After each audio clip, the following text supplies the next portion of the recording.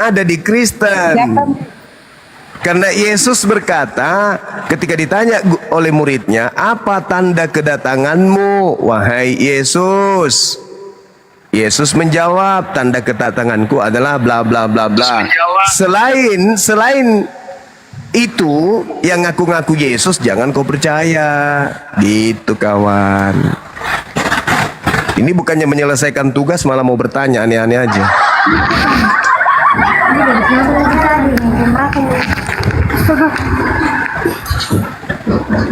Ya, selamat siang Bang Opsan.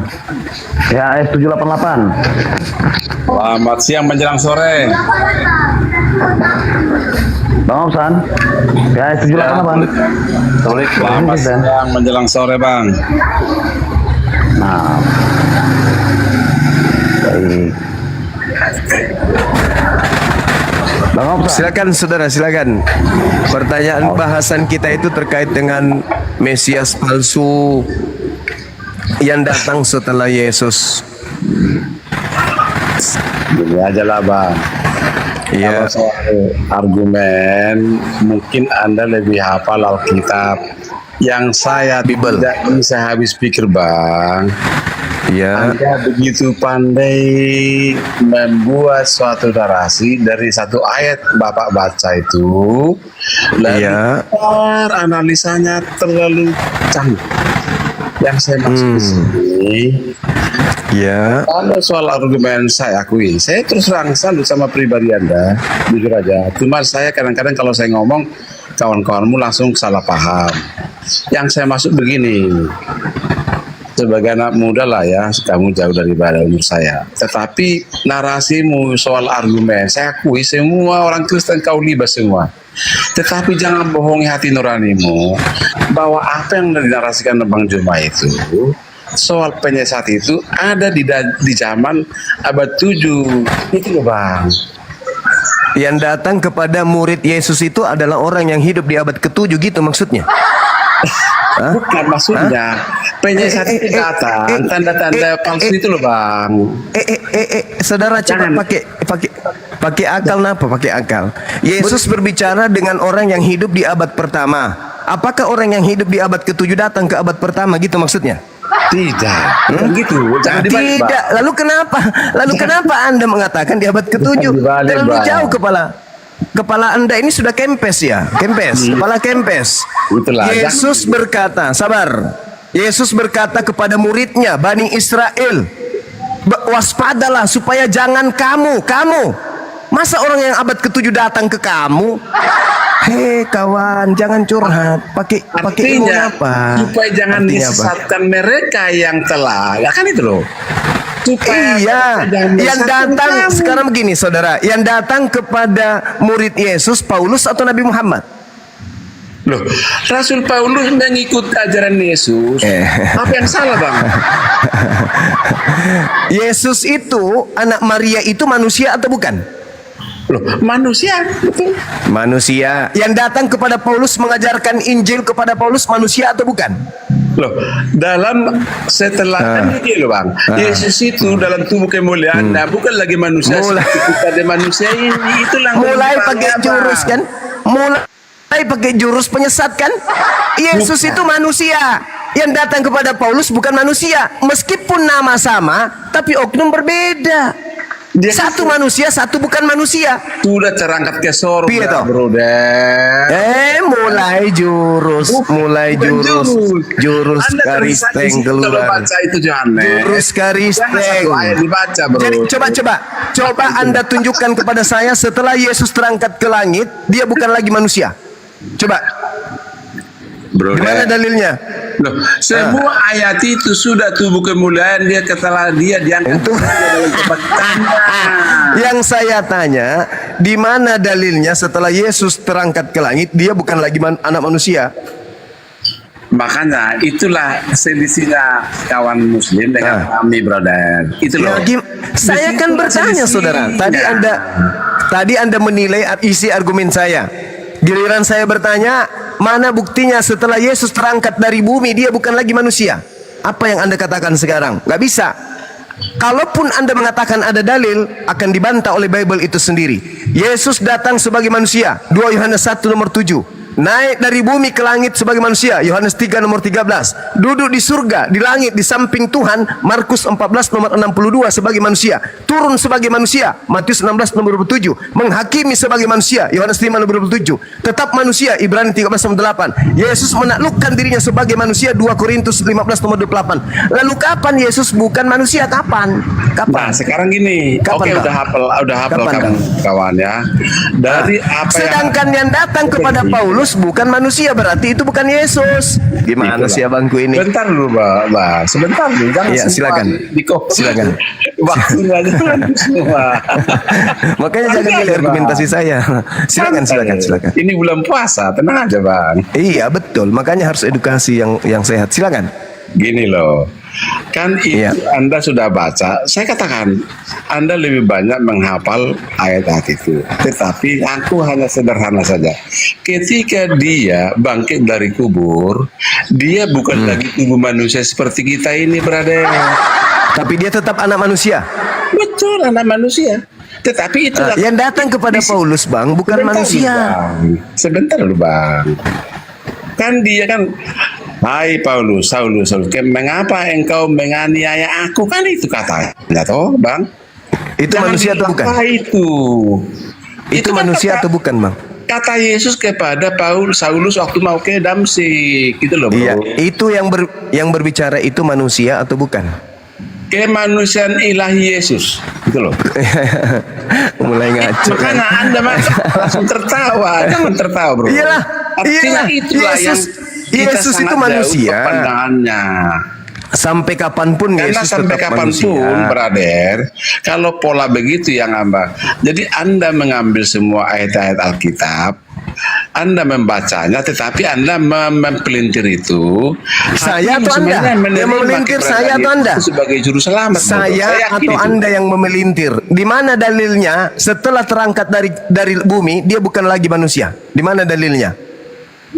Soal dalil itu kau yang hafal lah, nggak usah. Nah, berarti Anda berasumsi. Anda bukan memelintir. asumsi. Di mana Kita dalil? Argumentasi Anda harus dibangun berdasarkan dalil. Mana dalil? Brother, logika sederhana sehat rohani bentuk dulu, brother. Jangan dibuat tertawa. Santai aja. Iya, Anda tidak akan pernah bisa membantah dalil, saudara. Loh, saya udah bilang ini. Aku udah bilang tadi malam kan. Saya dengar semua di Komal argumen. Iya. Hampir Iya. saya percaya apa yang kau narasikan. Iya, karena dalil, karena ada Tidak. dalil. Sedang Tidak. apa dasar saya? Anda Saya mempelintir punya dengan dasar dasarmu apa sangat untuk jauh melampaui batas pikiran. saya dasarnya apa untuk mempercayai Anda sementara Anda tidak punya dalil? Dasar saya untuk mempercayai Anda apa? Aduh. Ayo. Anda Sekarang mengatakan Yesus itu bukan Kalau lagi kita manusia. hanya ayat Dasar hafalan. dalilnya apa? Kalau kita hanya hafalan. Oh iya. Oke, ini Ya, ada Anda kubur Anda kena dua-duanya, tidak menghafal dan tidak ada dalil. Oke Bang, ayo. Oke. Tidak. Aku turun Bang ya. Anda nggak ada- Tunggu nih, tanggung tadi. Oke, makasih ya. Ya, silakan Bang, silakan. Kasihan sekali ya Bang Kristen tapi tidak berdalil. Gimana dong? Saya mengatakan kepada saudara, Yesus sampai kapanpun tetap manusia. Ibrani 13 nomor 8. Selama-lamanya Yesus itu manusia, tidak pernah berubah menjadi apapun. Selama-lamanya. Firman telah menjadi daging. Daging pernah gak berubah menjadi bubur atau menjadi malaikat atau menjadi setan atau menjadi Tuhan? Tak ada dalilnya. Dari pengajaran Yesus. Yesus datang sebagai manusia. Lukas 2 nomor 11. Pada hari ini telah lahir bagimu juru selamat, manusia yang diurapi Tuhan. Manusia. Roma 1 nomor 3. Yesus adalah berasal dari sperma Daud. Manusia. Naik ke langit menjadi manusia juga. Yohanes 3 nomor 13. Duduk di surga di samping Tuhan. Markus 14:62 sebagai manusia. Turun ke bumi lagi untuk menghakimi sebagai manusia. Yohanes 5 nomor 27. Lalu kapan dia menjadi bukan manusia? Sedangkan yang datang kepada Paulus bukan manusia. Berarti itu adalah Yesus Kristus yang lain. 20 juta masih berlaku, silakan. yang mampu membuktikan bahwa Yesus yang datang kepada Paulus itu adalah Yesus anak Maria, 20 juta meluncur. Kalau ada yang sanggup untuk menjelaskan, membuktikan itu. Tadi teman kita ini mencoba untuk membuktikannya. Yang datang kepada Paulus manusia bukan? Bukan. Nah memang karena Yesus anak Maria ketika dia terangkat bukan lagi manusia. Mana dalil? Dalil mana? Mana dalil? Dalil mana? Mana dalil? Dalil mana? Tak ada. Berarti 20 juta belum bisa Anda miliki. Berarti dengan kata lain, Kristen hari ini menyembah kepada bukan anak Maria. Gitu kawan. Ini bukan saya mau menghina atau merendahkan, enggak. Menggelitik Anda semua. Menggelitik Anda. Masa mau mati dalam keadaan seperti itu? Udah jelas-jelas berbantah dengan Yesus masih mau diimani. Harusnya berterima kasih, bukan mengatakan saya ini penghina, pendusta.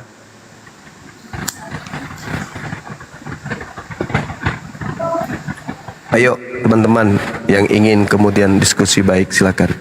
Disapa Dinda Nadia. Manjet, selamat siang. Manjet, selamat siang. Assalamualaikum. Monitor, Manjet, selamat siang. Assalamualaikum. Islam atau Kristen? Gigin, assalamualaikum. Shalom Kak, saya Gigin Oke, dari Kristen. Medan. Oke. Sebentar ya. Aku sayang. Ini apa ya? Aku sayang. Monitor. Aku sayang. Kristen Islam. Aku sayang. Ada suaranya dong monitor. Oke, saya turunkan ya. Manjet, saya turunkan ya kalau nggak ada suara ya. Oke, silakan Bang Gigin sama gurunda kami Bang Juma. Selamat sore Bang Juma. Sore saudara. Jadi Silakan. saya umat Kristen yang kurang begitu mengerti soal Ya, Alkitab ya. Saya datang kemari juga karena saya penasaran begitu dengan pernyataan dari Bang Juma. Iya, Tadi Bang. Bang Juma mengatakan soal naiknya Yesus Kristus itu sebagai manusia ke surga, benar? ya, dia naik ke langit sebagai manusia, tidak pernah berubah, Bang. Oke, maaf ya Bang Juma, saya Iya. belum begitu mengerti soal agama yang saya anut, tapi saya mempercayai bahwasanya Allah Bapa itu yang di sorga adalah utusan dari Allah Bapa itu Yesus. mengutus Yesus Kristus ke bumi untuk menebus dosa manusia. Itu yang saya percayai. Maaf ya Bang Juma, saya bukan mengajari, bukan juga menggurui. Iya. Jadi pertanyaan saya begini Bang Juma, bagaimana caranya Yesus itu sebagai manusia naik ke surga menurut agama yang Bang Juma percayai gitu. Sementara siapapun kita yang hidup di dunia ini belum tahu itu bagaimana surga. Saya masih penasaran ini. Menurut Alkitab saya, dia itu naik ke surga menjadi roh. Dia menjelma menjadi roh karena dia sudah mati di kayu salib, dikuburkan ke 3 hari kemudian baru dia naik ke surga. Dia tuh naiknya seperti dia naiknya itu jadi roh gitu, bukannya manusia gitu. Jadi menurut saya yang saya juga di sini komal dengan ada nih bapak gimana ya, satu pekerjaan saya tadi yang kirim link Bang Juma kepada saya. Coba Bang Gin masuk ke Bang Juma, mungkin nanti ada penjelasan di situ. Namanya Pak Kurnia, dia selalu yang sharing sama saya di pekerjaan gitu. Iya. Oke. Gimana Bang? Ya Bang Juma, saya bukan mau menggurui, saya mau tahu apa bisa sebagai manusia yang kayak seperti Bang Juma bilang bisa naik ke surga gitu. Mohon penjelasannya Bang Juma. Terima kasih. Baik saudara, makasih. Jadi ketika berbicara mengenai hal yang di luar nalar kita, di luar kebiasaan kita sebagai makhluk manusia yang memiliki derajat tertinggi di antara seluruh ciptaan Tuhan, maka kita harus melibatkan kuasa Tuhan. Tidak bisa kemudian kita mengatakan bahwa itu tidak mungkin karena tidak masuk akal. Tetapi Al-Quran mengatakan la yus'alu amma yaf'al. Allah tidak ditanya tentang apa yang Allah kerjakan. Ketika Allah menghendaki kemudian Nabi Isa alaihissalam diangkat ke langit, maka itulah yang terjadi. Tidak ada kemudian hal yang tidak bisa ketika Allah menghendaki itu terjadi. Barrafa'ahullahu ilaihi wa kana Allahu azizan hakimah. Allah mengangkat Nabi Isa, diangkat ke langit Nabi Isa itu. Lalu kemudian Anda mengatakan bagaimana itu bisa terjadi? Allah yang menghendaki, bukan Nabi Isanya yang mau terangkat. Kalau Nabi Isa yang mau naik ke langit itu mustahil, karena Nabi Isa manusia. Tetapi karena pencipta langit dan bumi, sang pengutus menginginkan dia terangkat ke langit, maka itulah yang terjadi. Coba sedikit Anda melihat di dalam kitabnya Yahudi, di kitab Mazmur, data nomor 16-nya. Dengan panjang umur akan kukenyangkan dia, dan akan kuperlihatkan kepadanya keselamatan daripadaku. Ini cerita ketika kemudian ada sosok hambanya yang ingin dibunuh kemudian lalu diangkat oleh Allah ke langit. Dan ini adalah Nabi Isa alaihissalam kalau dalam pandangan umat Islam. Kalau di Kristen ini adalah untuk Yesus. Ya, silakan. Maaf Bang Juma, saya terpecah konsentrasi saya mendengarkan penjelasan Bang Juma dengan tepuk tangan seperti itu Bang Juma, karena saya ini masih bodoh.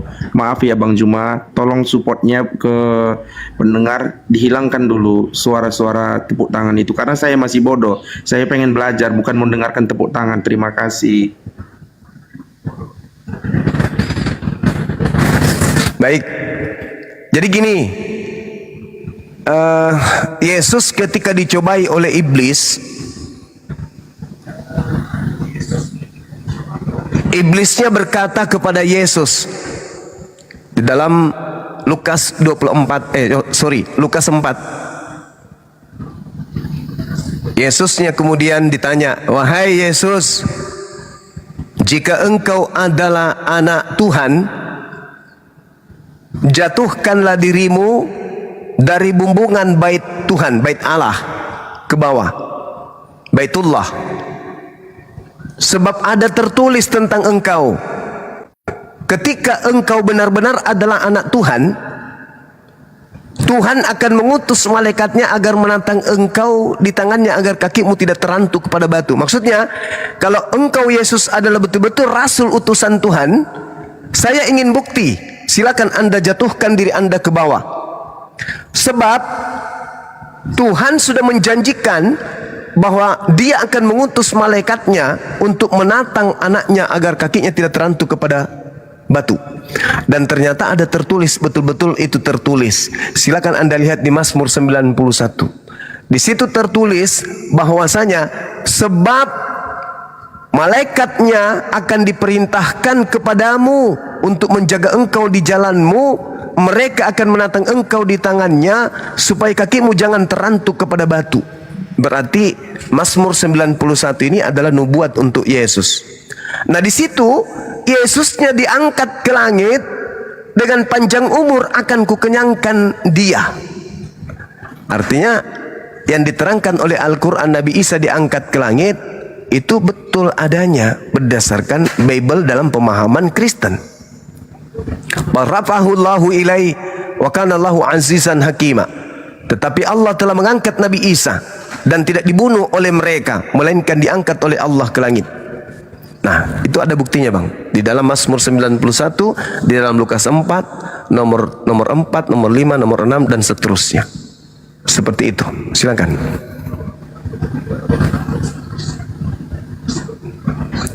Bang Juma, maaf ya.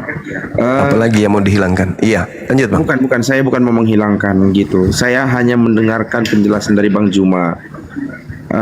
Begini Bang Juma, jadi dia kalau naik ke surga itu, dia itu Bang Juma apa tahu bagaimana bentuk naiknya dia ke surga, sementara kita dulu kan kita belum lahir ini zaman itu kan gitu. Apa Bang Juma dengan ilmu Al-Qur'annya bisa menjelaskan bagaimana naiknya Isa Al-Masih ke surga? Dia seperti apa gitu? Terima kasih. Ya, jadi kalau di Islam itu Bang, di Islam itu kan Al-Qur'annya bukan seperti cerita film. Allah hanya membantah tuduhan orang-orang kafir bahwa Nabi Isa alaihissalam itu dibunuh. Allah mengatakan tidak, dia tidak dibunuh, melainkan Allah mengangkatnya ke langit. Nah, terkait dengan cerita-cerita bahwa dia diangkat ke langit, itu tidak dijelaskan dalam Al-Quran, bahwa naiknya ke langit itu seperti apa dan seterusnya, itu tidak ada diceritakan dalam Al-Quran. Yang pasti Al-Quran datang membantah tuduhan bahwa Nabi Isa alaihissalam itu dibunuh. Itu Bang, harusnya pertanyaan-pertanyaan seperti ini itu dipertanyakan kemudian kepada pihak Kristen. Kenapa? Bertaburan dalil di dalam Bible yang menceritakan Yesus terangkat ke langit, langit terbelah, lalu kemudian dia terangkat ke langit, lalu orang-orang banyak melihat Yesus duduk di samping kanan Tuhan Bapa. Nah, Kristen lah yang perlu menjawab itu. Bagaimana seorang Kristen bisa melihat langit terbelah, lalu kemudian dia melihat Tuhan duduk berdampingan di atas? Sedangkan bukankah langit ini tidak bisa kemudian dilihat apa yang di atas sejauh kilometer? Sedangkan di Bible mereka melihat langit terbelah dan mereka melihat Yesus duduk di samping kanan Bapa. Gimana ceritanya itu Bang? Kok bisa orang kan katanya Tuhan tidak bisa dilihat, tapi kok mereka melihat Yesus duduk di samping kanan? Kalau Yesus duduk di samping kanan berarti Bapa, Tuhan Bapa di sebelah kiri.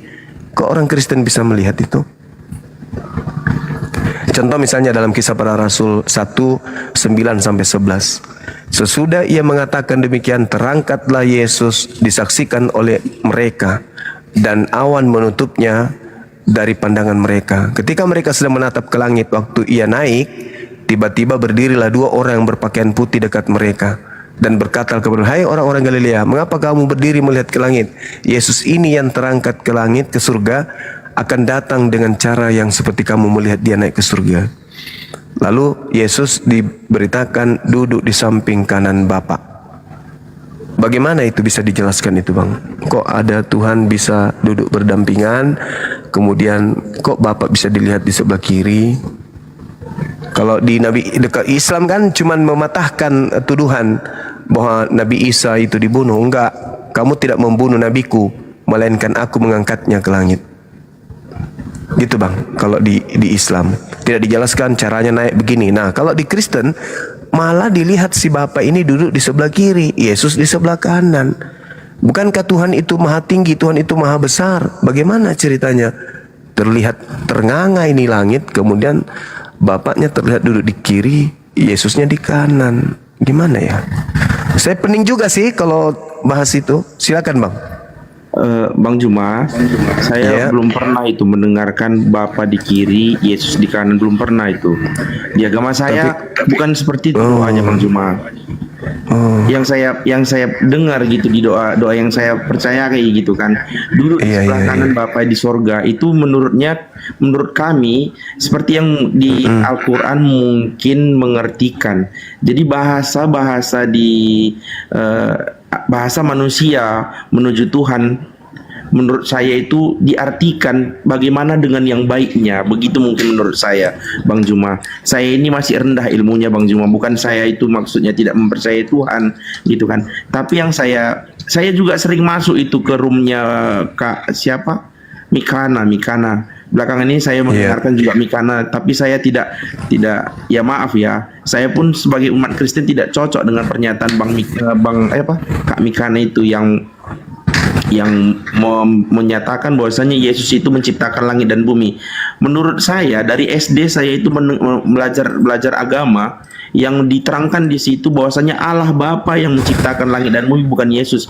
Nah, di situ Tuhan Tuhan Yesus itu disebut dengan Tuhan karena pengikutnya itu percaya dengan Tuhan, percaya dengan Yesus, makanya manusia menafsirkan bahwasanya Yesus itu adalah Tuhan seperti segambar dengan Allah Bapa yang di sorga, karena satu pun manusia belum pernah menjumpai Bapa yang di sorga, bahkan Yesus sekalipun belum pernah menjumpai pada saat itu Bapa di sorga.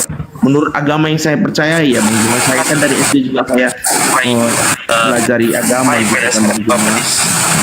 Jadi yang menurut saya percaya ini, dia itu Yesus itu diyakini sama umat-umatnya bahwasanya dia itu adalah Tuhan, dialah juru selamat yang dibicarakan orang banyak. Makanya umat-umat Kristen itu mengakui bahwasanya Yesus itu adalah Tuhan gitu. Sementara Bapa di sorga kita belum ada satupun, bahkan Yesus sendiri pun belum jumpa pada saat itu dengan Bapa di sorga, belum jumpa. Setelah dia itu naik baru dia baru mengetahui Yesus itu Bapa itu seperti apa di surga sana. Menurut saya seperti itu Bang Juma. Jadi di sini yang saya tidak percayai gitu. Menurut cerita dari Bang Juma ini belum saya percaya, belum saya yakini bahwasanya naik ke surga itu sebagai manusia, sementara surga itu dimanapun kita tidak tahu Bang Juma. Naiknya seperti apapun saya tidak tahu Bang Juma. Itu yang saya dari tadi dengarkan. Gimana naiknya ya? Gitu yang menurut saya Bang Juma. Jadi mohon maaf Bang Juma, saya bukan ada ilmunya, saya masih mau belajar gitu Bang. Mohon kasih penjelasannya yang lebih bisa dimengerti dengan akal sehat saya gitu Bang. Tapi apakah Anda percaya bahwa Yesus itu terangkat? Maaf ya, saya percaya dengan pernyataan yang di Kristen. Karena begini Bang Juma, setiap yang mati akan naik pada akhirnya ke surga. Menurut Tapi saya, Yesus katanya nggak naik Bang. Nggak mati katanya Bang. Yesus nggak mati. Dia itu menjelma sebagai roh. Menjelma sebagai roh dari ini yang bahaya ini. Saya maaf ya Bang, saya masih belum ada ilmunya. Saya menafsirkan menurut dari yang saya percayai. Saya mohon maaf, ini typing yang di bawah-bawah ini saya nggak bacain karena menghilangkan konsentrasi saya. Jangan peduli Bang Buki. Langsung fokus sama Bang Juma. Oke, jadi maksud saya seperti ini Bang Juma. Menurut pemikiran saya Bang Juma, yang diartikan dari saya mengenal agama Kristen, karena dulu saya lahir ke dunia ini saya Islam. Setelah bapak sedikit saya cerita ya, bapak saya dengan mama saya itu menikah dengan Islam, sementara mama saya itu agamanya Kristen dulu. Setelah nikah mereka itu punya agama Islam, lahirlah kami. Mungkin beberapa waktu mereka cerai, pisah, mama ke agamanya juga, saya pun ikut sama mama, bapak saya ikut dengan agamanya, mungkin seperti itu dulu. Makanya saya tetap di Kristen gitu Bang Juma. Jadi begini maksud saya, bukan karena saya mempercayai agama Islam, bukan juga saya mempercayai agama Kristen. Saat ini saya ini masih mencari alasan bagaimana ceritanya kok bisa sampai segini ruwetnya gitu. Saya pun tidak tahu mengapa tiba-tiba saya masuk ke ilmu Alkitab maupun Al-Quran seperti ini Bang Juma. Sampai istri saya pun membilangkan, kenapa kok belakangan ini mau dengarkan kayak gitu, nanti kamu nggak percaya sama agama, dibilang. Nggak apa-apa, saya boleh nggak penjelasan aja. Saya tahu Yesus bagi Anda itu siapa? Yesus itu bagi saya itu juru selamat Bang. Bagi saya ya, bagi menurut agama saya itu juru selamat. Dialah yang menyelamatkan umat manusia yang telah jauh di dalam dosa gitu. Jadi dia menyelamatkan umat ini supaya umat Kristen ini tidak salah gitu. Sebentar ya Mak. Menurut saya seperti itu Bang Juma, mohon penjelasannya Bang. Ini juru selamat ini maksudnya dalam tataran apa? Kalau orang tua kita itu kan juru selamat kita juga. Maksudnya juru selamat bagi Anda Yesus ini, juru selamat itu maksudnya pencipta langit dan bumi kah? Atau apa? Atau dia hanya manusia utusan Tuhan? Gini Bang Juma, yang saya tahu Allah Bapa yang ada di sorga sana, yang kita tidak tahu bentuknya seperti apa, dia itu mengutus anaknya anaknya yang tunggal lahir menjadi manusia melalui perawan Maria. Kenapa Maria dibilang perawan sementara dia itu sudah mempunyai suami? Karena perawan Maria ini dinyatakan tidak bisa mempunyai keturunan sampai dia itu sudah tua. Tidak mungkin lagi, dia sudah monopos dalam ceritanya itu.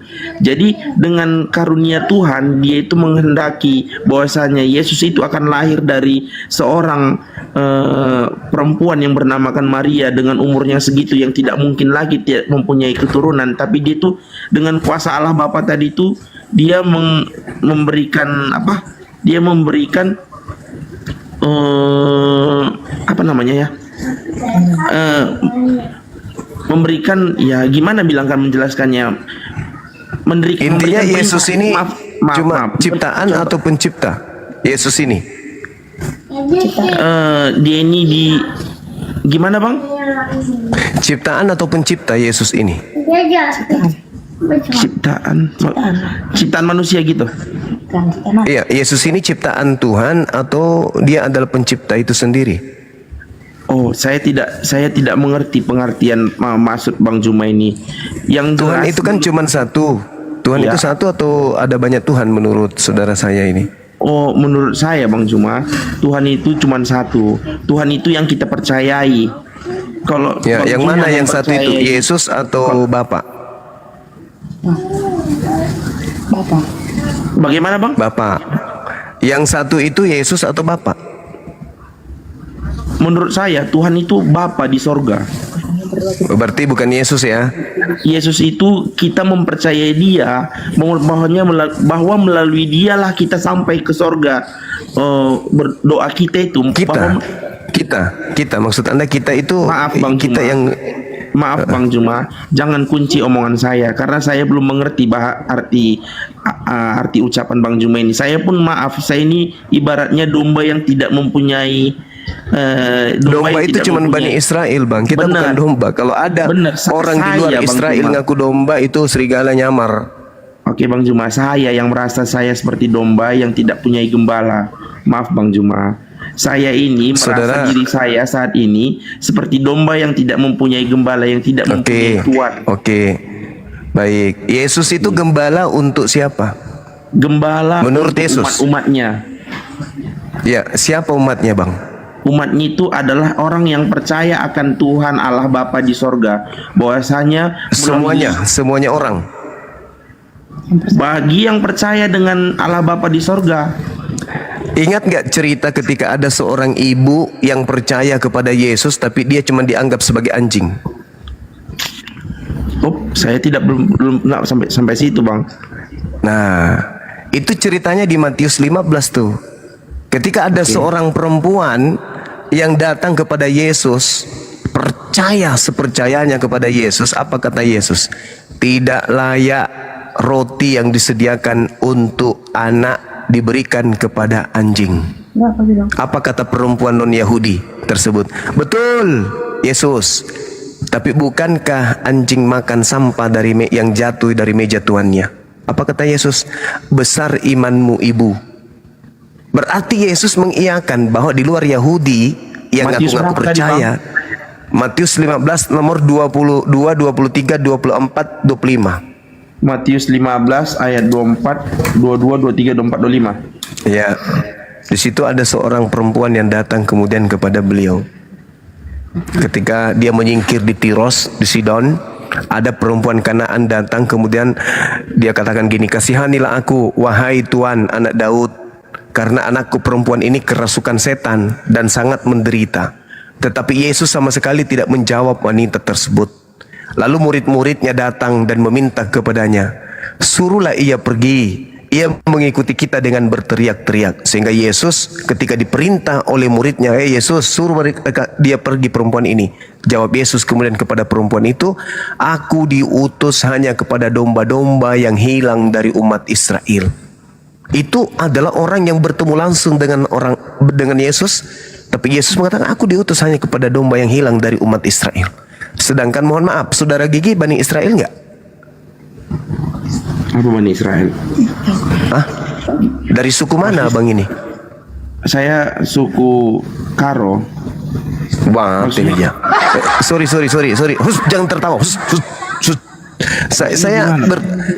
Suku Israel itu hanya 12 suku, Bang.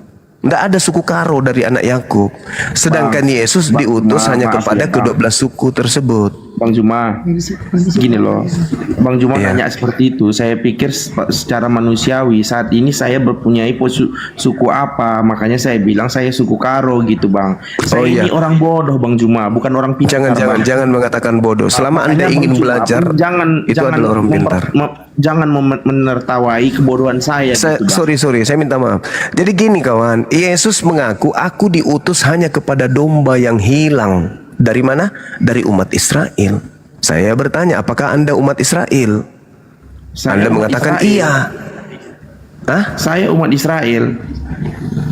Yang disebut umat Israel itu Bani Yakub, keturunan Yakub. Israel itu anak Yakub, anak Nabi Yakub. Anda orang Karo. Bagaimana ceritanya itu, Bang? Nyambungnya di mana itu, Bang? Gini Mas, ini Bang, menurut saya karena saya mengakui saya Israel gitu kan, karena saya Kristen gitu, Bang. Oh, nggak bisa. Kristen dengan Israel itu berbeda. Bukan satu itu. Bani Israel itu, Bani itu artinya apa? Itu bahasa Ibrani. Bani dari kata Ben. Ben itu artinya anak. Anak jasmani. Anda bukan anak jasmani, bukan anak biologisnya Yakub. Berarti Anda nyamar. Gitu, saudara. Nah, Yesusnya mengaku, aku diutus hanya kepada domba yang hilang dari umat Israel. Anda bukan umat Israel. Oke. Silakan.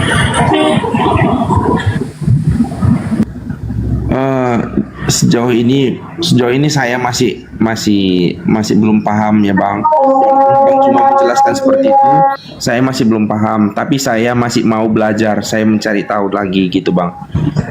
Anda tahu nggak, saudara? Bahwa Yesus mengusir orang-orang yang di luar Israel nanti di akhir zaman. Saya belum pernah dengar, Bang. Tertulis di dalam Matius 7 nomor 22 sampai nomor 23. Pada hari terakhir nanti banyak orang akan memanggil aku Tuhan, Tuhan, Tuhan, Tuhan. Bukankah kami bernubuat pakai namamu, bermukjizat pakai namamu, mengusir setan pakai namamu juga? Aku Yesus pada saat itu akan berterus terang kepada mereka, enyahlah daripada aku tidak mengenal kalian, kalian semua adalah pembuat kejahatan. Jangan tepuk tangan. Diam. Diam. Oke, jadi Yesusnya mengusir, Bang. Orang-orang di luar Yahudi diusir sama Yesus, termasuk Anda. Itu dalil di dalam kitab Anda tuh, di Matius 7 nomor 22 sampai nomor 23. Yang memanggil Yesus Tuhan adalah Kristen. Yang bernubuat pakai nama Yesus Kristen. Yang mengusir setan pakai nama Yesus Kristen. Yang bermujizat pakai nama Yesus Kristen. Kristen diusir oleh Yesus, Bang. Perih itu, perih itu, Bang. Tapi mau kayak mana lagi? Harus ada pengikut Yesus sang penyesat, karena Yesus berkata, waspadalah kepada penyesat yang bernama Yesus Kristus. Masya Allah, Bunda Mila ndak kapok-kapok juga ternyata. Jadi gitu. Makasih, Bun. Barakallahu fiik. Menurut Abang, ya gimana? Jadi menurut Abang Yesus Kristus itu menyesatkan bagi umatnya. Yesus Kristus yang datang kepada Kristen itu bukan anak Maria, Bang. Bukan utusan Tuhan yang datang ke tengah-tengah Bani Israel. Itu Yesus yang berbeda. Itu Yesus palsu itu. Yang kalian sembah itu yang Bang, palsu itu. Bang, ya. Gini, Bang. Ya. Ada nggak dalilnya menurut Abang di Al-Quran itu bahwasannya Yesus itu ada yang palsu? Yes. Al-Quran surah An-Nisa yang mereka salibkan itu adalah orang yang diserupakan oleh Nabi, oleh Tuhan, oleh Allah terhadap Nabi Isa alaihissalam. Maka yang disalibkan, yang dikuburkan, yang digantung, yang keluar dari kubur itu bukan Nabi Isa, tetapi sosok lain. Nah, Yesus yang asli juga mengatakan kepada Bani Israel, Matius 24 nomor 4 nomor 5, waspadalah kepada penyesat, waspadalah agar kamu jangan disesatkan, sebab banyak penyesat akan datang dengan memakai namaku, Yesus, dan berkata akulah Kristus. Dia akan menyesatkan banyak orang. Maksud Yesus, setelah aku akan muncul Yesus Kristus yang palsu, tugasnya menyesatkan dan dia akan menyesatkan banyak orang. Jangan tepuk tangan. Sabar. Nah sekarang siapa di dunia ini yang mengaku pengikut Kristus? Kristen. Sedangkan Yesus mengatakan waspadalah kepada Kristus, Kristus palsu yang datang setelahnya, yang menyesatkan manusia dan banyak menyesatkan banyak orang dan akan menyesatkan banyak orang. Di mana tertulis bang? Matius 24 nomor 4 nomor 5. Jadi kalau hari ini Kristen mengatakan Yesus Kristus adalah Tuhan kami, ya wajar, memang pantas. Karena memang ada penyesat yang ngaku Yesus Kristus. Kalau hari ini kalian mengatakan kalian benar, kalian tidak salah, ya memang namanya juga orang yang sudah tersesat. Orang kalau tersesat di jalan bang, selalu merasa dirinya benar. Kalau dia sudah sadar bahwa jalan saya ini tidak benar, maka dia akan keluar untuk mencari jalan yang lain. Selama dia mengatakan, oh ini jalannya kok udah benar, kok ini nggak ada kok yang salah, ini pohon ini sudah benar, tanda-tanda jalan ini lorongnya, ini sudah jalan ini, ada sungai ini sudah benar, ini jalannya. Itu orang tersesat itu, yang sombong. Sudah jelas-jelas dia sudah tahu ini adalah bukan jalan, tapi dia masih sombong, angkuh. Itu tanda-tanda orang yang mati dalam kesesatan. Yesus berkata kepada Bani Israel, waspada. Ketika ditanya oleh Bani Israel di dalam Matius 24, Guru, apa tanda kedatanganmu? Tanda kedatanganku, kata Yesus, 1, seperti kilat yang bersinar menyambar dari timur sampai ke barat. Berarti kedatangan Yesus nanti itu seibarat matahari yang bersinar dari timur sampai ke barat. 2, matahari menjadi gelap. 3, bulan tidak bercahaya. 4, bintang-bintang di langit akan jatuh. 5, kuasa-kuasa langit berguncang. 6, aku Yesus akan terlihat nampak di langit dan seluruh manusia di atas muka bumi akan melihat aku. Itu 6 tanda kedatangan Yesus menurut Yesus. Sedangkan Yesus palsu ketika datang kepada Paulus, ketika datang kepada penulis kitab Wahyu di Pulau Patmos, ketika datang kemudian kepada Kristen-Kristen yang mengaku aku tadi malam bertemu Yesus, aku mimpi bertemu Yesus, itu tidak disertai oleh tanda-tanda. Matahari tidak bercahaya, menjadi gelap, bulan kemudian tidak bercahaya, bintang-bintang berjatuhan, Yesus terlihat oleh seluruh manusia di langit. Tanda-tanda itu tidak ada. Berarti kata Yesus, jika apabila ada orang berkata ada Yesus di sini, ada Yesus di sana, jangan kamu percaya. Matius 24 nomor 23, nomor 24, nomor 25, nomor 26. Jangan tepuk tangan. Jangan tepuk tangan. Sorry kawan, sorry saya sudah lantai ini. Jadi begitu saudara, Yesus yang mengatakan itu. Makanya orang Yahudi tidak menjadi Kristen, karena orang Yahudi adalah keturunan dari ke-11 murid Yesus yang menerima nasihat. Jangan kau percaya ketika ada orang mengaku bertemu dengan Yesus ya, sebab kedatanganku nanti itu ditandai dengan tanda-tanda ini. 1, seperti sinar bercahaya dari timur sampai ke barat. 2, matahari menjadi gelap. 3, bulan tidak bercahaya. 4, bintang-bintang jatuh dari langit. 5, kuasa-kuasa langit akan berguncang. 6, aku akan datang terlihat di langit dan dilihat oleh seluruh umat manusia di atas muka bumi ini. Apakah itu sudah terjadi? Belum terjadi. Berarti yang datang kepada Paulus bukan Yesus, tetapi Yesus palsu, sang penyesat. Jangan tepuk tangan. Silakan, begitu kawan. Saya sesuai dengan data ya, saya tidak asumsi. Silakan Anda lihat di Matius 24 nomor 3, nomor 4, nomor 5, nomor 23, 24, 25, 26, 27, nomor 30. Silakan Anda baca lengkap di situ. Tanda kedatangan Yesus adalah sesuai dengan Al-Qur'an. Al-Quran mengatakan tanda kedatangan Yesus, Nabi Isa alaihissalam, jelas. Wa innahu la ilmul lisa'ah fala tamtarunna biha wattabi'un hadha siratum mustaqim. Dan sungguh Isa ketika datang benar-benar menjadi pertanda akan datangnya hari kiamat. Itu betul. Sesuai dengan pengakuan Yesus. Tanda-tanda kedatanganku adalah tanda adanya kiamat. Matius 24, nomor 27, nomor 30. Al-Quran tidak salah. Nah, sedangkan yang datang mengajarkan Kristen, menjadikan orang Romawi, orang Yunani, orang Belanda, orang Barat menjadi Kristen, tanda-tanda itu tidak ada di situ. Paulus mengatakan dalam Galatia 1 nomor 11 nomor 12, aku menerima Injil bukan dari manusia, tetapi aku menerimanya dari Yesus Kristus. Pertanyaannya, sejak kapan Yesus berubah menjadi bukan manusia? Nah, sedangkan kawan, ketika Paulus mengatakan aku menerima Injil bukan dari manusia tapi dari Yesus, itu sama dengan dia mengatakan Yesus datang bukan sebagai manusia kepada Paulus. Sedangkan di dalam kitab 2 Yohanes 1 nomor 7, siapakah penyesat itu? Bukankah dia yang pergi ke seluruh dunia yang tidak mengaku Yesus datang sebagai manusia? Itulah penyesat, itulah antikristus. Jadi Paulus ditanya nih, Paulus, sini, kamu duduk. Suma, duduk situ, sampingnya Paulus. Nah, kalian berdua mau kutanya.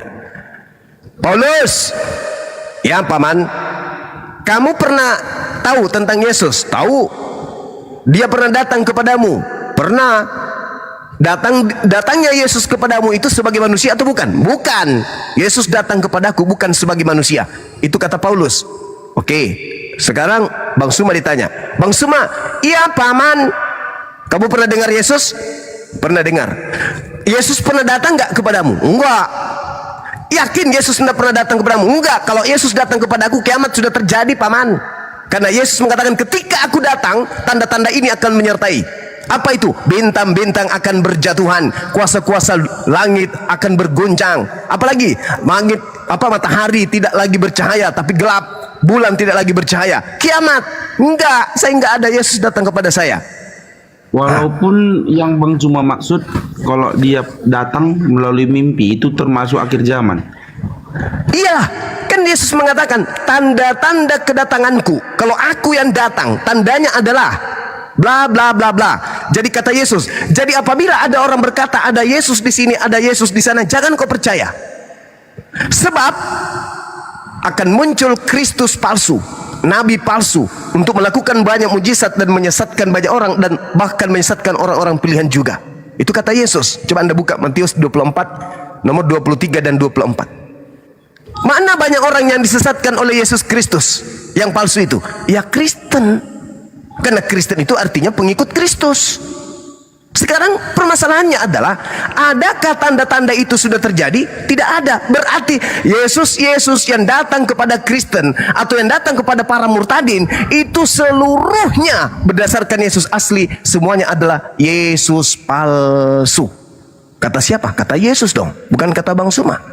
Dalilnya mana? Matius 24 nomor 23, nomor 24, nomor 25, nomor 26. Lalu kapan Yesus itu datang? Baca Matius 24 nomor 27 dan nomor 30. Tanda-tanda kedatanganku adalah 1, 2, 3, 4, 5, 6. Apakah tanda-tanda itu ada pada Paulus? Nehi, tidak ada. Ndek nara. Artinya yang datang kepada Paulus itulah penyesat. Karena Yesus berkata, waspadalah kepada penyesat yang datang kepadamu dengan memakai nama Yesus dan berkata akulah Kristus. Dia akan menyesatkan banyak orang. Nah, tergenapi enggak di agama Anda? Tergenapi. Matius berapa? Yesus berkata, Matius 24 nomor 2, nomor 3, nomor 4, nomor 5. Apakah tanda-tanda itu sudah ada menurut Yesus? Kan ditanya tuh sama orang-orang muridnya. Guru, ya paman, apa tanda kedatanganmu? Wah, Yesus jelaskan, tanda kedatanganku adalah matahari tidak lagi bersinar, matahari menjadi gelap, bulan tak bersinar. Itu tanda kedatangan Yesus. Apakah itu sudah terjadi? Belum. Loh, banyak kok yang mengaku kedatangan Yesus. Ada yang murtad nih. Pada saat aku umroh ya, aku melihat ada Yesus duduk di atas Ka'bah. Pada saat aku tahajud ya, ada seberkas cahaya datang kepadaku dengan memakai surban, rambutnya gondrong, wajahnya bercahaya dan berkata, akulah adalah Yesus. Pada saat aku lagi sujud berdoa kepada Allah, tiba-tiba aku mendengarkan suara dan aku berpaling. Aku lihat ada cahaya dan di situ tertulis Kristus. Makanya aku murtad. Nonsen. Nonsen itu semua. Yesus berkata, waspada ketika ada sosok yang datang kepadamu mengaku Yesus Kristus, itu bukan aku. Jangan kau percaya. Jangan dari Al-Quran, dari Bible aja itu udah patah itu. Kalau di Al-Quran Nabi Isa sudah terangkat, tak ada lagi Nabi Isa nggak ada. Nabi Isa datang nanti ketika mau kiamat. Jadi Yesus nanti datang ketika mau kiamat. Berarti yang datang kepada Paulus, yang datang di pastor, yang datang di gereja, itu bukan Yesus anak Maria. Itu penyesat. Mana orang yang disesatkan yang banyak itu kata Yesus anak Maria? Nah, siapa pengikut Kristen? Pengikut Kristus di sini? Islam atau Kristen? Ya Kristen. Berarti orang banyak yang disesatkan oleh Kristen, oleh Kristus palsu adalah pengikut Kristus. Siapa mereka itu? Ya mohon maaf, Kristen. Kalau bukan Kristen, lalu mana orang sesat, orang banyak yang sesat pengikut Kristus? Ada nggak selain Kristen pengikut Kristus? Nggak ada, cuman Kristen aja. Makanya ketika Yesus berkata, aku diutus hanya kepada domba yang hilang dari umat Israel, ada sosok yang keluar dari goa kuburan berkata, pergilah ke seluruh dunia, jadikanlah seluruh bangsa menjadi pengikutku. Itu siapa? Itu siapa? Siapa yang menginginkan kemudian disembah, diibadahi selain daripada Tuhan? Siapa yang selalu ingin menyamai Tuhan? Bukankah itu iblis? Dan dia berkata di data Matius 28 nomor 18, kepada aku telah diberi kuasa. Bukankah iblis ketika mencoba Yesus di dalam Lukas 4 nomor 6, Yesus, ya iblis, sembahlah aku sus. Kalau kau menyembahku sus, aku memberikan kuasa baik di langit maupun di bumi, sebab akulah penguasa dunia ini, dan aku berhak memberikan kepada siapapun yang aku kehendaki. Itu kata iblis. Itu kata iblis. Tapi dia tidak berhasil mencobai Yesus anak Maria, nggak berhasil. Maka iblis mundur dan menunggu waktu yang tepat. Pada kala manakah, pada saat manakah kemudian waktu tepat itu? Pada saat Yesus Isa alaihissalam sudah tak ada di bumi, maka leluasa sang Yesus palsu, leluasa sang iblis mengaku Yesus, karena sudah tak ada nabi-nabi. Tidak ada nabi di saat itu, tidak ada rasul lagi saat itu, tidak ada nabi. Yesus adalah nabi terakhir untuk Bani Israel. Ketika dia diangkat ke langit, tak ada nabi pegangan sebagai pegangan akidah umat manusia. Maka iblis kemudian leluasa. Mau ngaku Musa juga boleh, mengaku sebagai Elia juga boleh, mengaku Yesus Kristus juga boleh. Iblis mau menyamar seperti apapun boleh. Apesnya yang percaya bahwa itu adalah Yesus Kristus orang Roma, Yunani. Maka didirikanlah kemudian kekaisaran Romawi. Agama pertama kerajaan mereka yang resmi adalah Katolik. Katolik ini nanti pecah karena diprotes sama orang-orang yang ada dalam Katolik itu sendiri, yang memprotesnya kemudian membentuk sekte baru bernama Protestan. Dari sana pecah lagi nanti. Wah, ini nggak benar ya, pecah lagi menjadi ini, menjadi itu, menjadi ini, menjadi ini, banyak sekali. Yang mana pada intinya semua adalah pengikut Yesus yang dilandaskan kepada perintah pergilah ke seluruh dunia, jadikanlah seluruh bangsa menjadi pengikutku. Maka terpecah-pecahlah anak keturunan Adam. Ada yang menyembah Yesus Kristus, ada yang menyembah kepada Tuhannya Yesus Kristus.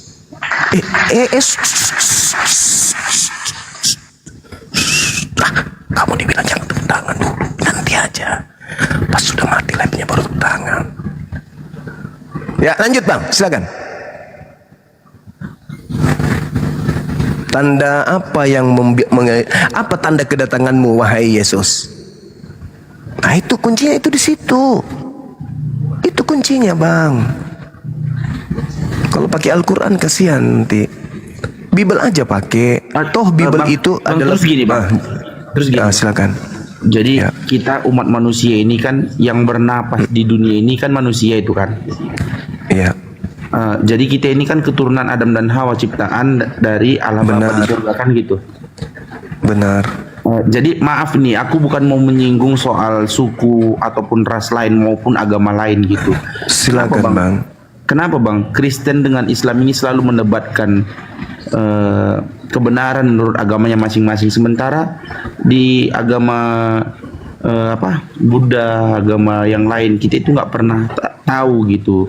Sementara kita ini sibuk ini menyibukkan dengan penafsiran di Alkitab seperti ini, di Al-Quran seperti ini. Kenapa kita itu tidak belajar dengan agama yang lain seperti apa gitu? Yang saya penasaran kan, kenapa agama lain nggak diusik gitu? Kenapa agama lain itu nggak dibahas gitu? Kenapa Islam dengan Kristen terus gitu?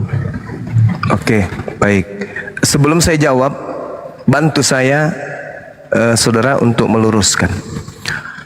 Menurut saudara, orang yang suka palsu-palsuan itu bagus atau tidak bagus? Suka berpalsu ria, bagus atau tidak bagus, Bang? Menurut saudara, misalnya nih, Anda melihat ada mobil mewah, kemudian karena Anda ingin menyaingi, Anda membuat mobil palsu yang mirip dengan mobil mewah tersebut. Ada orang banyak duit, ya, karena Anda ingin menyaingi, ingin punya duit banyak, Anda membuat uang palsu. Ada orang yang kemudian memiliki emas, cincin emas yang cantik, lalu kemudian Anda ingin menyaingi, Anda membuat juga emas tapi palsu. Bagus gak menurut saudara orang yang suka berpalsu-palsu ini? Menurut saudara, sebelum saya jawab yang tadi, silakan. Pandangan pribadi saudara saja. Begini, Silakan. Bang. Menurut saya yang palsu-palsu ini, contohnya macam emas palsu, contohnya macam mobil palsu gitu kan. Mobil saya belum pernah melihat yang palsu. Tapi kalau emas banyak juga artinya, walaupun dia itu palsu, tapi masih memiliki arti bagi orang yang tidak memiliki. Tapi dia itu ibaratnya bagi kami lah, macam yang mempunyai adat di Medan ini. Di saat kami tidak punya harta benda, emas palsu itu berguna buat kami untuk mempercantik diri di acara adat tersebut gitu, biar supaya tidak kosong kali gitu, biar ada aja dilihat orang, oh iya masih ada simpanannya seperti itu. Bagus nah itu, Bang, kalau nipu orang kayak gitu. Sebenarnya bukan nipu, Bang. Sebenarnya bukan nipu. Tadi katanya supaya orang lihat bahwa kita punya emas. Kan kita nipu itu loh. Itu bukan nipu menurut kami, Bang. Karena gini, Bang. Kalau bagi orang Karo, Bang. Bagi orang Karo, kami adat suku Karo gitu. Kami ada di adat kami itu emas-emas, ada artinya emas-emas. Emas-emas itu pernik mempercantik diri. Mempercantik diri, dan itu bukan emas, itu hanya sebuah simbol mempercantik, membentuk menjadi sebuah adat istiadat dia. Contohnya kalau abang pernah lihat adat Karo pernikahan itu, dia itu ada di dada perempuannya itu macam kalung yang besar kali gitu, terus di kepalanya itu pun ada. Itu bukan emas ternyata. Itu bukan emas, Bang. Itu hanya mempercantik diri, dan aslinya itu memang mungkin dulu itu emas, tapi setelah modern gini kan nggak mungkin, Bang, emas sebesar itu dibawa-bawa. Kita pun kan takut gitu. Jadi kenapa nggak warna terong aja, Bang? Warna ungu. Kenapa harus menyamai emas supaya dianggap emas sama orang lain? Gini, Bang, adat istiadat orang kita, Bang, adat istiadat orang Karo itu ada, memang dia itu bahasanya emas-emas, ada, Bang. Emas-emas, dia itu menyerupai yang bentuk emas itu ada. Itu wajib kita pakai di saat kita itu melakukan pernikahan. Seperti itulah adat kami. Supaya dianggap banyak uang, banyak emas. Bukan, Bang. Karena gini, bagi kami, Bang, adat istiadat Karo itu kan, waktu melaksanakan pernikahan itu, dia itu adalah raja dan ratu satu hari. Jadi kami itu seperti raja dan ratu. Walaupun kami itu berbohong bahwasanya emas-emas yang kami pakai itu adalah palsu. Tapi berarti bohong itu boleh ya? Demi kebaikan menurut saya boleh. Menurut saya yang bodoh ini, Bang. Ya. Oke, saya sudah paham. Baik, saya akan jawab. Jadi ketika Anda bertanya, kenapa Islam dan Kristen ini senantiasa kemudian selalu berdiskusi, berdebat, dan saling mengungguli satu sama yang lain? Yang pertama, agama Kristen itu adalah agama yang diajarkan untuk supaya orang lain menjadi Kristen. Yang tadi yang saya katakan, Matius 28 nomor 19, pergilah ke seluruh dunia, jadikanlah seluruh bangsa menjadi Kristen. Itu dulu. Jadi ada misi agung, ya, supaya kemudian orang di luar Kristen bisa menjadi Kristen. Jadikanlah seluruh bangsa, itu perintah. Anda harus menjadikan saya menjadi Kristen, itu perintah. Matius 28 nomor 19. Markus 16 nomor 16, beritakanlah Injil kepada seluruh makhluk. Jadi kalian diperintahkan untuk menginjili kami. Yang percaya baptis, yang tidak percaya akan dihukum. Itu di dalam agama saudara. Jadi agama Anda tidak seperti agama Yahudi. Jadikanlah seluruh bangsa menjadi Yahudi, itu nggak ada. Nggak ada tuh. Jadikanlah seluruh bangsa menjadi pengikut Musa, itu nggak ada. Atau di Hindu, Hindu tidak ada kemudian ajaran jadikanlah seluruh bangsa menjadi Hindu. Atau Buddha, jadikanlah seluruh bangsa menjadi Buddha, itu nggak ada. Hanya di Kristen yang punya misi kemudian jadikanlah seluruh bangsa menjadi pengikut. Pengikut siapa? Pengikut Kristus. Itu satu. Islam datang bukan kayak begitu. Islam mengatakan beritakan, berita kebenaran, beritakan saja, sampaikan, sampaikan saja. Yang mau percaya silakan, yang tidak percaya silakan. Ud'u ila sabili rabbika bil hikmah. Serulah manusia kepada jalan Tuhanmu dengan cara yang baik, dengan cara yang benar. Itu dalam Islam tuh. Jadi Islam mengajarkan untuk diberitakan kepada orang lain, tetapi tidak dipaksakan untuk menjadi Islam. La ikraha fid din. Tidak ada paksaan dalam memeluk agama Islam. Sedangkan di Kristen, jadikanlah seluruh bangsa menjadi muridku. Itu perintah. Anda harus menjadikan saya. Kalau tidak, Anda berdosa, Anda bersalah. Anda melanggar perintah Bible, perintah amanat agung. Nah, sehingga ketika ada perintah menjadikan seluruh bangsa menjadi pengikut, maka apapun Anda lakukan seperti tadi, mas-mas. Orang Kristen menyebut Tuhan mereka menjadi Allah, membacanya Allah. Paulus Anda sebut Rasul. Di dalam kitab saudara hanya Bible Anda sebut Alkitab. Kalian suka berpalsu-palsu ria. Demi apa? Demi untuk menjadikan orang lain menjadi pengikut Kristen. Bang Juma, Coba. Iya. Kami nggak membilangkan Yesus itu Allah, Bang. Yesus itu hanya dia itu Tuhan, Bang. Allah Iya. itu ya Bapa di sorga gitu. Iya. Nah, Maaf itu ya, dia. Bang Juma. Di mana original teksnya? Di mana di Bible Anda yang bahasa Yunani itu ada sebutan Allah? Bang Juma, Itu tidak ada. Bang Juma, iya benar. Abang menanyakan sama orang yang seperti saya ini nggak bisa jawab, Bang. Yang saya Ya, bilang itu supaya Anda tahu benar. Saya bahwa mencari agama tahu. Anda itu suka berpalsu-palsu ria berdasarkan dengan apa yang Anda katakan tadi tentang mas-mas. Siap. Berbohong boleh demi kebaikan. Bagi saya, bukan bagi orang lain. Itu Bible. Coba Anda lihat kenapa disebut Bible Anda dengan sebutan Alkitab. Apa dasarnya? Padahal Alkitab itu adalah nama lain daripada Al-Quran. Zalikal kitabul la raiba fihi hudal lil muttaqin. Alkitab adalah nama lain dari kitab sucinya umat Islam. Kenapa pula Kristen ikut-ikutan menyebut Bible dengan sebutan Alkitab? Apa tujuannya?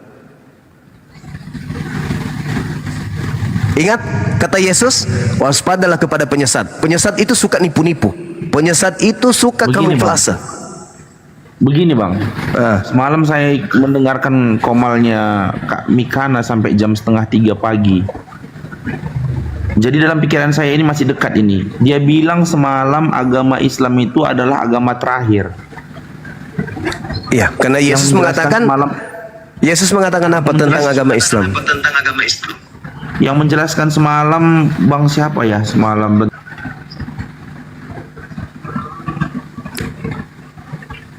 Yesus mengatakan apa tentang agama Islam? Jika hidup keagamaanmu tidak lebih baik dari ahli Taurat, kamu tidak akan masuk ke dalam surga. Berarti syarat untuk masuk surga, agamanya harus lebih sempurna, lebih baik daripada ahli Taurat. Berarti apa tuh? Islam.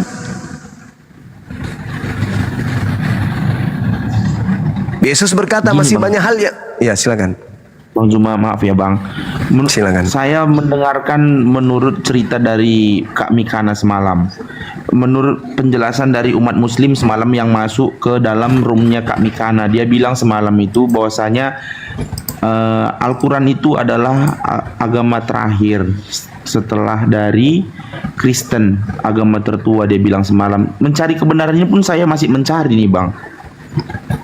Jadi menurut yang cerita semalam itu, kalau memang dia itu agama terakhir, mengapa abang bilang sekarang bahwasanya Al-Quran itu adalah tafsiran dari apa tadi bang?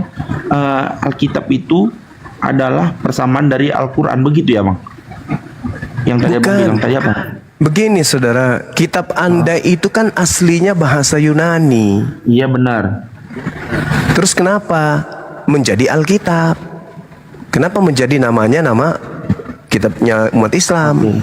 Jadi Alkitab. Ini mungkin bisa saya jawab Bang Juma. Kalau dia karena gini, bahasa Yunani itu kan tidak bisa kita mengerti itu Bang. Artinya apa gitu kan? Kecuali ada artinya di bawahnya, seperti Al-Quran pun kan ada itu bahasa Arab yang aslinya kan ada kan Bang. Tapi di bawahnya kan ada itu bahasa Indonesianya. Kan gitu. Menurut saya, bagi saya ini, menurut pemikiran saya yang tidak berilmu ini, mungkin dia ini diterjemahkan menjadi Alkitab karena dia ini sudah diartikan dengan bahasa Indonesia. Mungkin seperti itu, Bang. Alkitab itu mana ada bahasa Indonesia, Bang? Alkitab itu bahasa Arab. Oke. Sekarang bahasa Arab. Alkitab itu bahasa Arab aslinya. Ya. Oke. Terus Bang, terus. Bahasa Indonesianya buku. Bukan Bang, ini arti menurut saya ini Bang, yang tadi Abang jelaskan ini, pemikiran saya ini bahwasanya isi Alkitab itu adalah bahasa Yunani. Seperti itu tadi Bang. Bahasa Arab Alkitab itu. Jadi gini saudara, kitab Anda itu kan bahasa Yunani. Ya, ketika benar. masuk ke Indonesia, terjemahkanlah secara jujur dalam bahasa Indonesia. Iya. Alkitab. Lah Alkitab itu bahasa Arab, bukan bahasa Indonesia. Tetapi lembaga Bible menyamanyamakan dengan penduduk mayoritas punya kitab, yaitu Al-Quran, Alkitab. Supaya apa tujuannya? Supaya banyak umat Islam menjadi pengikut Yesus Kristus. Makanya kitabnya yang bahasa Yunani, Biblos atau Biblika, dirubahnya menjadi Alkitab. Itu makanya saya bertanya, apakah sesuatu yang suka berpalsu-palsu itu baik? Tentu tidak baik. Yang suka menyamai dirinya dengan orang lain, itu tidak baik. Itu perbuatan bagus, itu penyesat itu. Berarti menurut penafsiran Abang, Alkitab itu palsu. Sekarang saya tanya gini, bisakah firman Tuhan itu dikoreksi dan direvisi? Bisa tidak firman Tuhan dikoreksi, direvisi oleh manusia? Bisa enggak? Ya, menurut saudara. Karena gini Bang, kalau menurut saya, enggak, saya tanya dulu saudara. Bisa tidak firman Tuhan dikoreksi, direvisi manusia? Oke, ini saya jawab.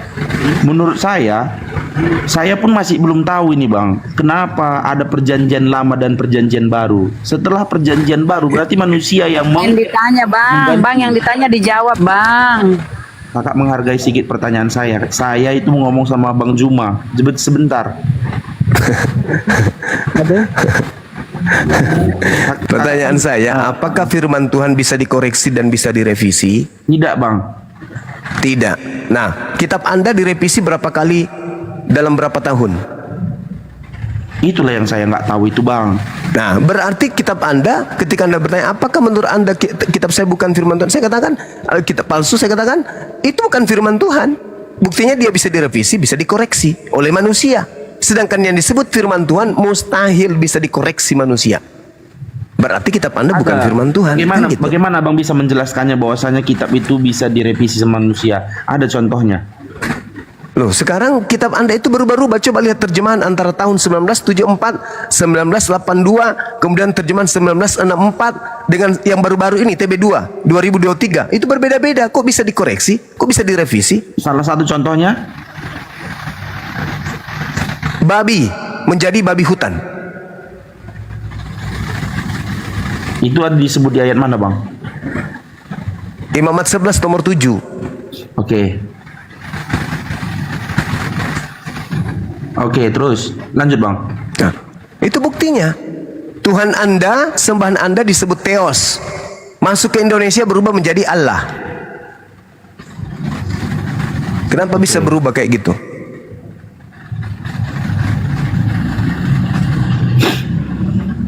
Oke, terus? Ya itulah yang saya katakan saudara. Mustahil firman Tuhan bisa dikoreksi, diperbaiki oleh manusia. Yang bisa diperbaiki dan dikoreksi oleh manusia hanyalah perkataan manusia. Dengan kata lain, kitab Anda bukan firman Tuhan. Karena firman Tuhan mustahil bisa dikoreksi, bisa diperbaiki. Masa kita yang ngoreksi Tuhan sih? Masa kita yang merevisi perkataan Tuhan? Tuhan kau salah, yang benar begini. Masa bisa kayak gitu? Berarti Tuhan itu tidak sempurna, tidak maha tahu. Sehingga butuh manusia untuk meluruskan lagi ucapan-ucapannya. Itu bukan Tuhan, saudara. Makanya kami umat Islam tidak pernah menganggap kitab Anda itu sebagai firman Tuhan. Al-Quran saya mengatakan wa qulil haqqu mir rabbikum. Fawailul lil ladzina yaktubuna al-kitaba bi aydihim tsumma yaquluna hadza min indillah. Celakalah orang yang menulis sebuah buku dan mengatakan itu firman Tuhan padahal itu bukan firman Tuhan. Itulah kitab saudara. Sabar dulu ya. Diambil alih sejenak. Saya ada telepon, ada tamu saya di bawah mungkin. Oke, silakan Bang. Gimana itu Bang? Bibelmu yang kalian anggap kitab suci ini sering direvisi ternyata ya. Berapa versi ya? Versi selebar, versi banyak-banyak lah saudara. Silakan. Atau Bang Dewa, siapa mau diskusi nih? Bang Dewa mau masuk? Ustadz Arif. Baik, Ustadz Arif, Assalamualaikum. Bang Dewa, Assalamualaikum. Guys, tolong di follow akunnya Bang Ustadz Arif RH ya. Di follow akunnya, dikena tombak saudara-saudaraku yang tercinta semuanya. Akun baru di follow akun Ustadz Arif RH. Dan jangan lupa juga follow akun semua narasumber di atas. Terima kasih, stay tune. Nah, bener tuh kan, Bible sering direvisi. Apa ya? Sudah diakui Bang ya. Gimana Bang? Silakan, Gigin. Semoga ya apa yang dipaparkan Bang Zuma itu diambil ini ya Bang sebagai pelajaran.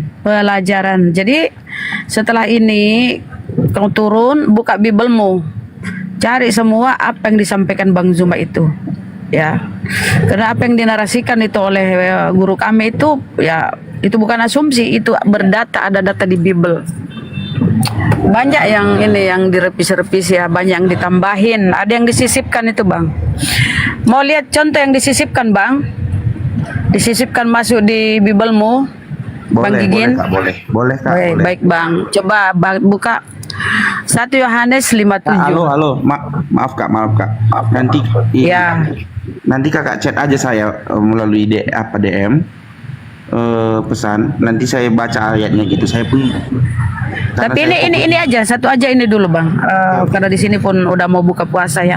Okay. Coba Bang, itu 1 Yohanes 5:7. Itu Bapa, Putra, Roh Kudus itu tadinya tidak termasuk di dalam Bible. Tapi disisipkan masuk oleh para penulis. Jadi apa ya aku bilang ya, itulah Biblemu Bang. Kalau kamu banyak, jadi begini ya teman-teman, supaya jadi pengetahuan juga kita ya. Kalau ada dalam kurung itu di Bible ya, di Bible nih kalau ada dalam kurung di dalam Bible ini, itu adalah tambahan atau sisipan yang tadinya tidak ada kemudian diadakan. Itu cara mengetahui ya. Kalau tidak tadinya di Bible, Kak, halo Kak. Di Bible ada tanda kurung, kemudian kalimat kemudian ditutup kurung, itu tambahan atau sisipan. Kak, Beda lagi yang tadi revisi yang ini. Jangan memberikan asumsi. Ya. Kakak jangan memberi asumsi bahwasanya itu membuat perpecahan. Saya nggak terima dengan kakak bilang itu. Bukan asumsi, itu fakta. Kakak melihatnya dari mana? Makanya aku bilang buka itu fakta. Gini, kakak. Iya, di Bible itu loh. Coba buka, Data itu coba buka. Ada ada Bible di di situ. catatan buka itu. kaki, ada di catatan kakinya itu kan data itu ada orang sisipan. Kak, Ada gini itu. loh. Ya kan Ustaz. Dengar dulu. Ini udah lama saya hafal ada Biblemu. hak juga berbicara kan. Dengar dulu. Kakak kan ngasih pendapat ke saya bahwasanya di ayat segini ada tanda kurungnya. Kakak melihatnya itu di Google atau langsung dari Iya, Alkitabnya? saya melihat dan membacanya. Di mana? Kakak lihat di mana? 1 Yohanes 5 ayat 7 itu misalnya itu Bunda. Kakak melihatnya Ayat di sisipan mana? itu. Iya, itulah aku sampaikan Ustaz. 1 Kakak Yohanes melihatnya di 5:7 mana? itu Kakak melihatnya di mana? Kakak melihatnya di mana? Biblos. Di Biblosmu Bang, Di- Bible. Iya. Kakak melihat langsung di Alkitabnya atau dari Google? Iya, makanya aku bilang banyak belajar lah kau saudara ya, biar kau pinter. Jangan cuma modal iman saudara, banyak belajar. Kakak jangan membelokkan pertanyaanku. Kakak melihatnya dari Google atau langsung dari Biblenya? Ya, saya lihat. Gimana sih? Kakak nggak bisa jawab. Kakak nggak bisa jawab. Jadi kita aku ini. Melihatnya dari Bible langsung atau dari Google. Mbak Nadia, aku lagi di jalan nih, nggak mau perangkat tapi nggak apa-apa. Aku buka ya. Bentar aku buka nih. Ini supaya kau jangan cuma modal imannya doang, nggak mau belajar. Jadi anak muda itu harus banyak belajar. Ku tengok kau masih muda ini, banyak belajar lah saudara ya. Kita buka dulu nih. Aku lagi di jalan, nggak apa-apa. Izin. Aku lagi di jalan nih, mau buka Udah, puasa. jalan Bentar, Bang, kakak ya. itu pun Bentar Kakak Bang, jelaskan saya aja. kasihkan. Kita mau bukti kan, sabar lah. Ini makanya kau nggak pinter-pinter dikasih tahu, nggak mau nyimak dulu, nyimaklah dulu. Kakak Kau mau melihatnya- imani, kau mau percayai atau enggak, itu bukan urusan saya ya. Itu imanmu. Cuma kasih lihat. Ini, bentar saya kasih kau lihat kau ya, saudara ya. Nah, oke. Nah, aduh ya Allah ya Rabbi. Oke, nih. Saya lagi di jalan, nggak apa-apa lah. Izin ya, aku buka kamera dulu.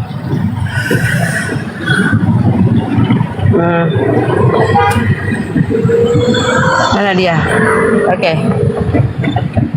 Bentar ya. Nah, ini ya. Siapa moderator? Besarin dulu karena tanganku satu. Bang Kaisar, besari dulu Bang Kaisar. Saudara, aduh goyang-goyang ya, saya lagi di mobil nih, ya Allah ya Rabbi, kan goyang nih. Coba, sebab ada yang memberi kesaksian di dalam kurung nih ya. Nih Yohanes 1:57 Bang. Sebab ada yang memberi kesaksian di dalam kurung, di dalam sorga, Bapa, Firman dan Roh Kudus. Kita klik itu ya, cara belajarnya itu kita klik. Oke, saya klik ya. Aduh ya Allah, saya lagi di jalan nih. Kita klik ya, klik. Ini dalam kurung nih. Tutup kurungnya nih, nyebrang ke bawah nih. Tutup kurungnya nih, nyebrang ke nomor 8. Oke, kita klik ya tafsirannya nih. Ini di Biblemu sendiri.